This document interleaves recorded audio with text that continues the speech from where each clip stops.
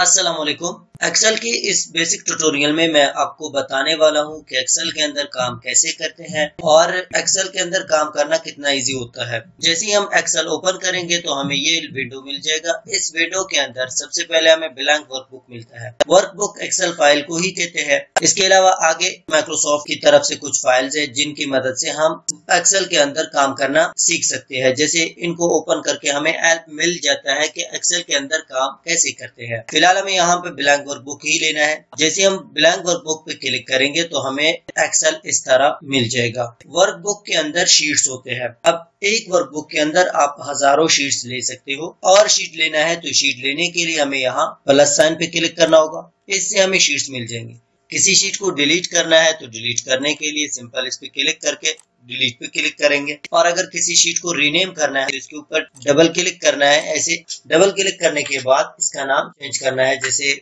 ये मैंने डेट रखा, इसका नाम हम कोई भी नेम शीट को दे सकते हैं। शीट सेल्स पर मुश्तमिल होता है। शीट के अंदर जो बॉक्सेस है इनको सेल्स कहते हैं। जैसे यहाँ पे ये जो एरिया सिलेक्ट है इसको बॉक्स कहते हैं। अब हर सेल का एक एड्रेस होता है। फॉर एग्जांपल यहाँ पे फर्स्ट सेल से ही हम देखते हैं। जैसे यहाँ पे इस सेल को देखिए, इस सेल का नेम हो गया A1।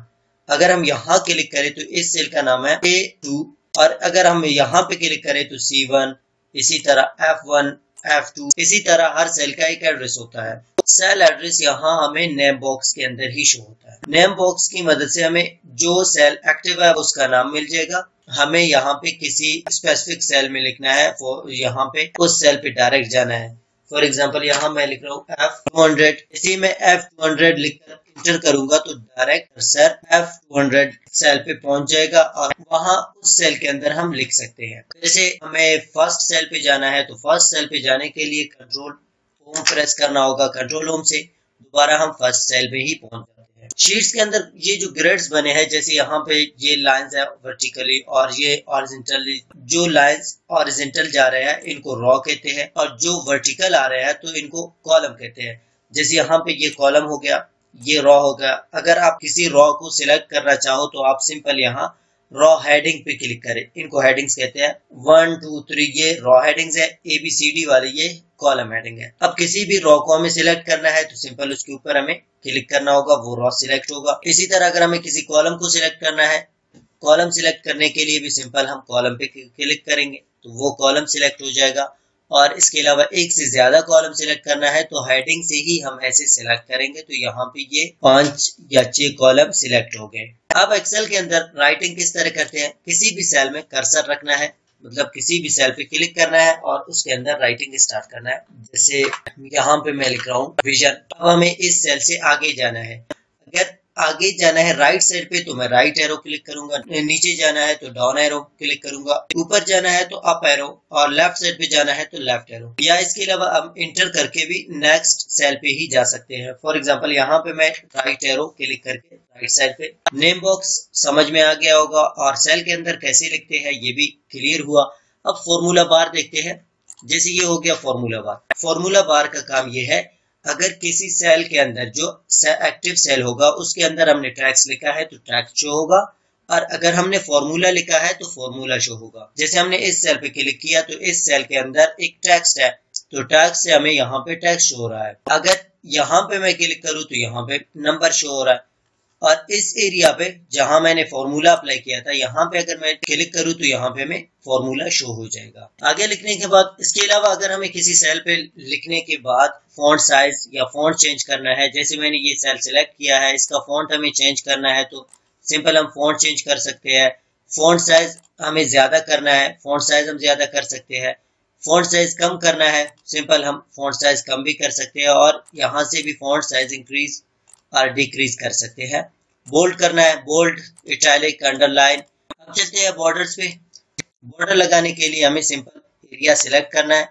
सिलेक्ट करने के बाद हमें जाना है बॉर्डर्स पे और यहाँ से हमें बॉर्डर लगाना है। फॉर एग्जांपल बॉटम पे बॉर्डर चाहिए या टॉप पे चाहिए, लेफ्ट राइट या नो बॉर्डर। नो बॉर्डर करोगे तो वैसे भी बॉर्डर्स खत्म हो जाएंगे। ऑल बॉर्डर्स करोगे तो सारे बॉर्डर्स आ जाएंगे। अब ये आउटसाइड का जो बॉर्डर है ये हमें थिक चाहिए तो इसके लिए आउटसाइड थिक बॉर्डर करेंगे तो ये यहाँ पे आउटसाइड का जो बॉर्डर है वो थिक हो गया। अगर हमें बॉर्डर कलर चेंज करना है, फॉर एग्जांपल यहाँ इस एरिया को मैंने सिलेक्ट किया है, इस एरिया पे मुझे बॉर्डर लगाना है लेकिन किसी और कलर से, तो बॉर्डर कलर भी हम यहाँ से चेंज कर सकते हैं।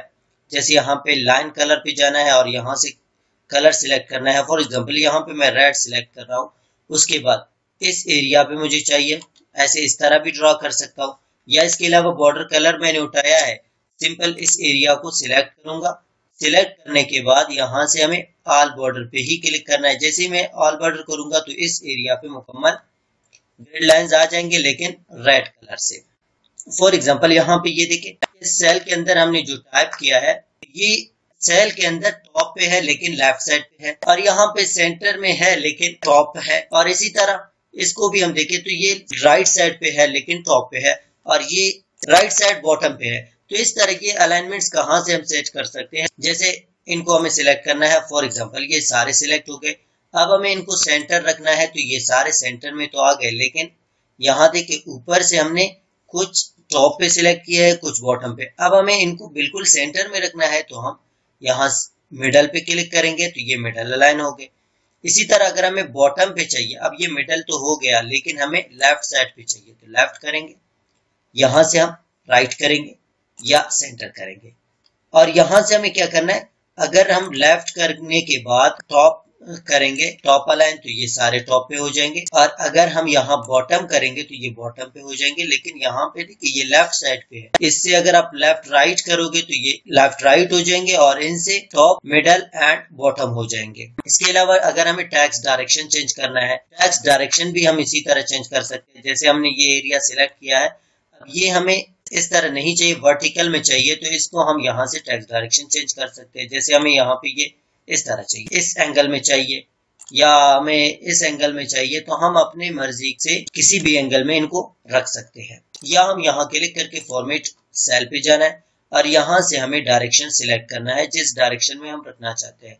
जैसे यहाँ पे हमें रखना है, सिंपल आप क्लिक करके यहाँ से डायरेक्शन सिलेक्ट करके ओके करें तो ये उसी डायरेक्शन में आ जाएंगे। अभी मैंने यहाँ पे कुछ टाइप किया है, इस सेल के अंदर मैंने लिखा है, ये सारे टेक्स्ट इसी सेल में है लेकिन आगे मुझे शो हो रहे हैं। जैसे ही मैं नेक्स्ट सेल पे जाऊंगा तो इस सेल के अंदर कुछ भी नहीं है। अगर इस सेल के अंदर मैं कुछ टाइप करूंगा तो उसके बाद हमें आगे कुछ भी शो नहीं होंगे। इस सेल के अंदर जो भी मौजूद है, यहाँ पे फॉर्मूला बार में तो हमें शो हो रहे हैं लेकिन इस सेल के अंदर भी मौजूद है, आगे हमें शो नहीं हो रहा है। हमें क्या करना है, ये हमें इसी सेल के अंदर शो करना है, वो भी रॉ हाइट बढ़ाकर। तो इसके लिए हम टैग स्ट्रैप करेंगे तो ये ऑटोमेटिकली इसके अंदर सारे एडजस्ट हो जाएंगे और सारे हमें शो हो जाएंगे। टैग स्ट्रैप हटाओगे तो ये हॉरिजॉन्टली आपके टेक्स्ट आ जाएंगे, और अगर आप टैग स्ट्रैप लगाओगे तो ये वर्टिकली आपके टेक्स्ट आ जाएंगे, जो कॉलम विड्थ है उसी के हिसाब से। मर्ज सेल का काम ये है, जैसे मैंने यहाँ पे लिखा है ये भी ज्यादा है, मैं चाहता हूँ यह यहाँ से यहाँ तक एक सेल बन जाए, तो इसको मैं मर्ज करूंगा। जैसे ही मैं मर्ज पे क्लिक करूंगा तो ये एक ही सेल बन जाएगा। देखिए ये मुकम्मल एक ही सेल पे है। फॉर एग्जांपल मैं चाहता हूँ ये लाइन यहाँ से यहाँ तक मर्ज हो जाए, फिर ये लाइन यहाँ तक मर्ज हो जाए, फिर ये लाइन, इस तरह इन सबको एक साथ मर्ज करना है। तो इनको पहले सिलेक्ट करना है, उसके बाद मर्ज के राइट साइड पे जो एरो है इस पे क्लिक करके मर्ज अक्रॉस पे क्लिक करेंगे तो ये सारे यहाँ पे मर्ज हो जाएंगे। तो इस एरिया को जैसे ही मैं सिलेक्ट करूंगा, कॉलम का जो विड्थ है वो बहुत ज्यादा है, इनको हमें कम करना है। कम करने के लिए यहाँ से सिलेक्ट नहीं करना है, इनके हेडिंग से इनको ऐसे सिलेक्ट करना है, ये सारे सिलेक्ट हो जाएंगे। सिलेक्ट होने के बाद यहाँ बीच में ये जो सेपरेटर आपको शो हो रहा है, ठीक है, कॉलम के दरमियान जब आप कर्सर रखोगे दो कॉलम्स के दरमियान, तो यहाँ पे ये कर्सर इस तरह बन जाएगा, इसको कहते हैं सेपरेटर। जैसे ही आप यहाँ से किसी सेल को कम करोगे तो ये ऑटोमेटिकली कम हो जाएंगे। अब इनको एक साथ आप ऑटो फिट करना चाहते हो, यहाँ पे आप सेपरेटर पे डबल क्लिक करें तो ये ऑटोमेटिकली सेट हो जाएंगे। या आप अपने मर्जी के साइज देना चाहते हो, आप चाहते हो मैं एक साइज दूं सारे सेल्स उसी साइज में आ जाए, तो आप अपने मर्जी से एक सेल को साइज दें, फिर सारे जितने भी कॉलम्स आपने सिलेक्ट किया है वो सारे कॉलम्स एक ही साइज में आ जाएंगे। इसी तरह अगर आपने रॉज सिलेक्ट किया है, जैसे मैं यहाँ से कुछ रॉज सिलेक्ट करता हूँ, फॉर एग्जाम्पल ये रॉज मैंने सिलेक्ट किया, मैं चाहता हूँ इनका जो हाइट है वो एक जैसे बढ़ जाए लेकिन एक जैसे बन जाए, तो यहाँ से हम ऐसे इनका हाइट ज्यादा करेंगे। अब इन सब का जो हाइट है वो सेम है, इस तरह जहां तक मैंने सिलेक्ट किया था वहां तक इनका हाइट ज्यादा हो गया। अब बात करते हैं माउस कर्सर की। माउस कर्सर एक्सेल के अंदर हमें तीन तरह मिलते हैं। एक सिलेक्ट हैंडल, ये जो ये प्लस साइन है, ये हमें मिलता है। मूव हैंडल हमें मिलता है और फिल हैंडल हमें मिलता है, ये भी प्लस साइन हमें यहाँ पे मिलता है। जैसे मैं सिलेक्ट करूंगा, इसको सिलेक्ट करने के बाद ये जो फिल हैंडल वाला कर्सर है ये बन गया है। यहाँ पे देखिए ये कर्सर है, ये हमें इसके कॉर्नर पे मिल जाएगा। इसका मतलब ये होता है जैसे ही हम इससे नीचे ड्रैग करेंगे तो ये फिल हो जाएगा। कैसे फिल होगा यहाँ पे देखते हैं। इसको ड्रैग करने से ये ऐसे फिट हो जाएगा। इसी तरह अगर हमने यहाँ पे लिखा है संडे, अब हमें यहाँ आगे मंडे, ट्यूसडे, इस तरह ये सारे सीरीज में चाहिए, तो इसको भी हमें फिल करना होगा। फिल करने के लिए सिंपल यहाँ इसके कॉर्नर पे कर्सर रखना है। जैसे हमें ये फिल हैंडल मिल गया तो इससे ही हम ड्रैग करेंगे तो हमें यहाँ पे संडे, मंडे, ट्यूसडे ये सारे ऑटोमेटिकली मिल जाएंगे। अब सेकंड कर्सर की बात करते हैं, मूव कर्सर। मूव कर्सर का काम क्या है? मूव कर्सर का काम ये है, जैसे आपने किसी सेल को सिलेक्ट किया है, फॉर एग्जांपल इस सेल पे मैंने सिलेक्ट किया है। सिलेक्ट करने के बाद इसको मुझे मूव करना है, यहाँ पे रखना है, तो इसके लाइन पे मैं कर्सर जैसे ही रखूंगा तो यही कर्सर बन जाएगा। इसको मूव कर्सर बोलते हैं। अब इससे मैं यहाँ से मूव कर सकता हूँ। जैसे ही सेल के ऊपर ये कर्सर आपको शो हो गया तो इसका मतलब है आप उस टाइम सिलेक्ट कर सकते हो। इन सेल्स को हमें सिलेक्ट करना है, तो कर्सर यहाँ से देखें, यही ये फर्स्ट वाला जो कर्सर है यही हमें शो हो रहा है, तो इससे हम ऐसे सिलेक्ट करेंगे, ये सारे सिलेक्ट हो गए।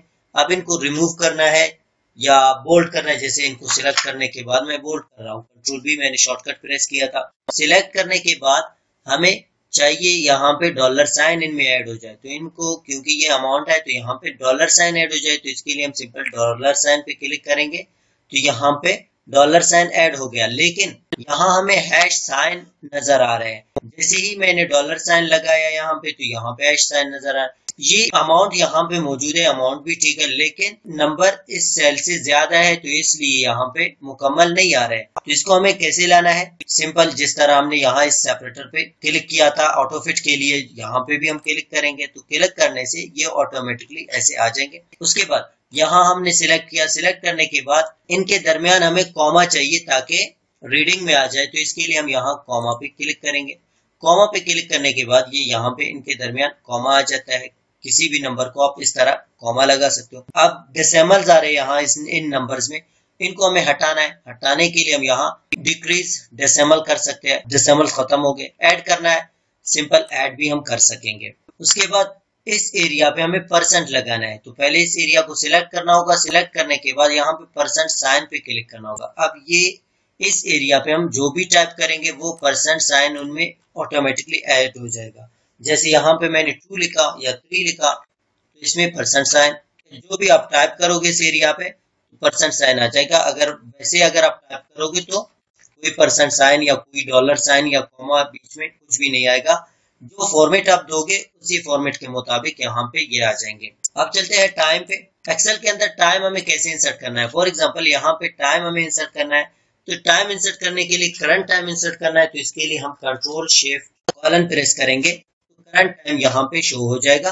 अब यहाँ अगर हमें इस एरिया पे किसी भी फॉर्मेट में टाइम चाहिए, अब यहाँ पे देखिए इस तरह टाइम आ गया। इस फॉर्मेट में हमें नहीं चाहिए, हमें कोई और फॉर्मेट चाहिए, तो इसको हम सिलेक्ट करेंगे। सिलेक्ट करने के बाद यहाँ जाना है हमें नंबर पे, यहाँ से भी हम जा सकते हैं, ठीक है। शॉर्ट डेट सॉरी टाइम, यहाँ हम टाइम पे क्लिक करेंगे, परसेंट पे क्लिक किया मैंने, यहाँ पे देखिए टाइम, जैसे ही मैं टाइम पे क्लिक करूंगा तो ये फॉर्मेट चेंज हो गया। या अगर हमें और फॉर्मेट चाहिए तो ये हम यहाँ से भी फॉर्मेट सेल ओपन कर सकते हैं, या इसके ऊपर राइट क्लिक करके हम फॉर्मेट सेल पे ही इस तरह भी हम फॉर्मेट सेल को ला सकते हैं। अब यहाँ से जो फॉर्मेट हमें चाहिए वो फॉर्मेट हम यहाँ पे सिलेक्ट करेंगे। जैसे यहाँ पे डेट के टाइम के साथ मुझे डेट भी चाहिए, तो इस फॉर्मेट पे क्लिक करके ओके करूंगा तो टाइम के साथ डेट भी आ गया। टाइम और डेट सेम इसी तरह है। अगर आपको टाइम लाना है, जैसे मैंने यहाँ पे डेट लिखा तो डेट करंट डेट चाहिए, कंट्रोल सेमीकोलन प्रेस करें तो यहाँ पे करंट डेट मिल जाएगा। इसके अलावा अब डेट फॉर्मेट भी हमें चेंज करना है, तो डेट फॉर्मेट के लिए भी सिलेक्ट करना होगा। उसके बाद यहाँ पे क्लिक करें, शॉर्ट डेट कर सकते हो, लॉन्ग डेट कर सकते हो। जैसे लॉन्ग डेट करोगे तो यहाँ पे ये लॉन्ग डेट बन गया। या कोई और फॉर्मेट चाहिए फिर आप यहाँ पे क्लिक करें और यहाँ से आप अपने मर्जी से कोई भी फॉर्मेट सिलेक्ट कर सकते हो। जैसे यहाँ पे ये फॉर्मेट हमें चाहिए, ओके करें तो यहाँ पे ये फॉर्मेट चेंज हो गया। फिल की बात करते हैं। फिल किस तरह होता है? फिल यहाँ पे देखिए, जैसे अगर आप नंबर फिल करना चाहते हो, फॉर एग्जांपल यहाँ पे आपने 1 लिखा है, अब आगे आप 1 2 3 इस तरह फिल करना चाहते हो तो आप यहाँ पे 2 लिखें। 2 के बाद इन दोनों को ऐसे सिलेक्ट करें, सिलेक्ट करने के बाद यहाँ से आप तो ये सीरीज वाइज 1 2 3 4 5 इस तरह आ जाएंगे। जैसे फॉर एग्जांपल यहाँ पे आपने एक नेम लिखा है, जैसे आप यहाँ पे एक्सेल लिखने के बाद अगर आप इसको ड्रैग करोगे तो जहां तक आप ड्रैग करोगे एक्सेल ही आएगा। अगर आप इसमें एक नंबर ऐड करते हो, फॉर एग्जांपल एक्सेल के बाद मैंने 1 लिखा इसमें, ठीक है, तो इसको जैसे ही मैं ड्रैग करूंगा तो ये क्या हो जाएगा, इसमें एक्सेल 2 एक्सेल 3 एक्सेल 4 इस तरह इसमें नंबर्स आगे ऐड होते जाएंगे। अब फॉर्मूला को ड्रैग कैसे करते हैं, जैसे यहाँ पे मैंने एक नंबर लिखा है, इसमें भी मैंने एक नंबर लिखा है, अब इन दोनों को मुझे जमा करना है। जमा करने के लिए इक्वल और लगाने के बाद इस सेल पे क्लिक करना है, बीच में प्लस साइन लगाना है और फिर ये सेल सिलेक्ट करना है। ये यहाँ पे जमा हो गए, ठीक है, इंटर करोगे तो ये यहाँ पे 3 और 4 7। अब आगे भी हमें क्या करना होगा, इसको ड्रैग करना होगा, ये फॉर्मूला हमें फिल करना है। फॉर्मूला फिल करने के लिए सिंपल इसको ऐसे हम ड्रैग करेंगे तो ये फॉर्मूला यहाँ तक फिल हो गया, लेकिन 0 इसलिए आ रहा है क्योंकि इन सेल में कुछ भी नहीं है।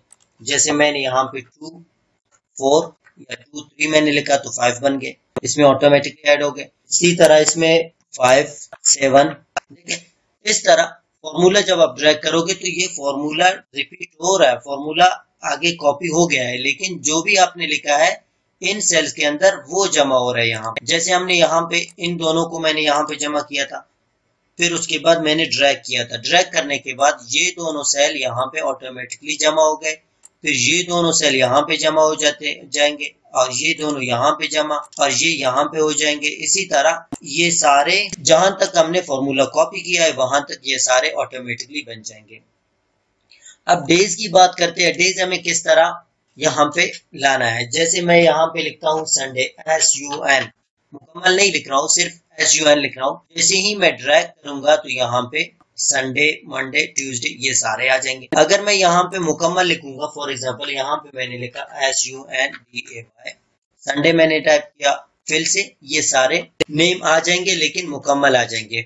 जैसे यहाँ पे मैं मंथ टाइप करूंगा, फॉर एग्जांपल यहाँ पे मैंने लिखा जनवरी, जैसे मैंने मुकम्मल मंथ लिखा है तो इसको जैसे ही मैं ड्रैग करूंगा तो ये मुकम्मल जनवरी फरवरी मार्च अप्रैल इसी तरह दिसंबर तक, उससे आगे फिर रिपीट हो रहा है क्योंकि हमने आगे ड्रैग किया। या इसी तरह इनको भी शॉर्ट में लिखना चाहते हैं, जैसे जनवरी को जनवरी जैन ड्रैग करेंगे तो जहां तक हम ड्रैग करेंगे तो ये ऑटोमेटिकली जनवरी फरवरी मार्च अप्रैल इस तरह ऑटोमेटिकली बन जाएंगे।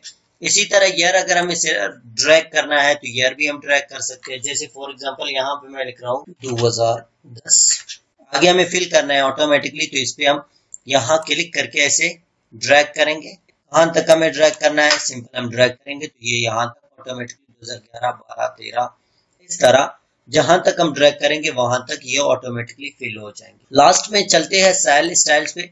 सेल स्टाइल्स का काम ये है, यहाँ हमने एक टेबल बनाया है, फॉर एग्जांपल इस टेबल का जो हेडिंग है ये मैंने सिलेक्ट किया। सिलेक्ट करने के बाद हम इसको एक अलग स्टाइल देना चाहते हैं, यहाँ क्लिक करें सेल स्टाइल पे, यहाँ से एक स्टाइल सिलेक्ट करें, इससे स्टाइल बन जाएगा। और इसी तरह अगर आप टेबल फॉर्मेट बनाना चाहते हो तो सिंपल इसको आप ऐसे सिलेक्ट करें। सिलेक्ट करने के बाद यहाँ पे फॉर्मेट पे क्लिक करके किसी भी स्टाइल को आप उठा सकते हो, उससे जो है आपका जो टेबल है वो ऑटोमेटिकली बन जाएगा। आज के लिए इतना ही। उम्मीद है ये वीडियो आप लोगों को अच्छी लगी होगी और अगर अच्छी लगी है तो लाइक करें, कमेंट करें